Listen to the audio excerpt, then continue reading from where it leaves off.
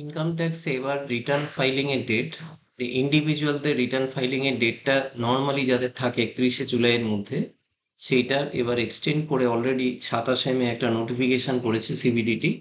সেখানে বলে দিয়েছে যে এটা 15ই সেপ্টেম্বর অবধি বাড়ানো হলো, মানে 15ই সেপ্টেম্বর এবার last date of return filing. কোন সালের জন্য?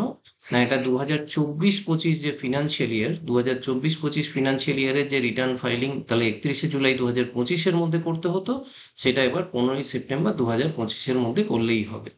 কেন করেছে?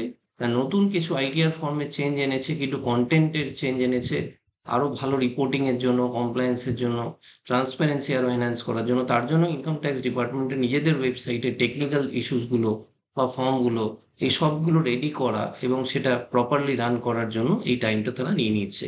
এবং আরেকটা জিনিস খেয়াল রাখবেন, এবছর টিডিএস যেগুলো ব্যাংক বা এরা ক্রেডিট করে, যেগুলো আপনার ট্যাক্স ডিডাক্টেড অ্যাট সোর্স হয় বা স্যালারি টিডিএস হয়, সেগুলো আগে মে মাসের মধ্যে রিফ্লেক্টেড হয়ে যেত, এবার সেটা জুনের আর্লি তে রিফ্লেক্টেড হওয়ার কথা।